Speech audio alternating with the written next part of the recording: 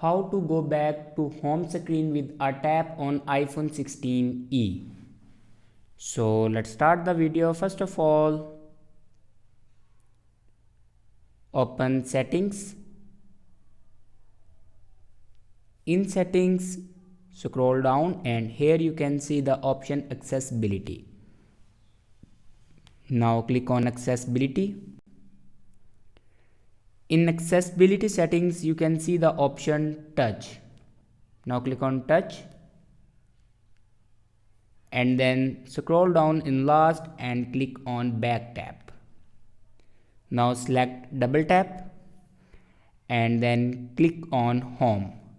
If you want to go back to home screen, then simply double tap on your back of your phone. So this is the way to go back to home screen with a tap on iPhone 16e. I hope this video is helpful for you. Thanks for watching.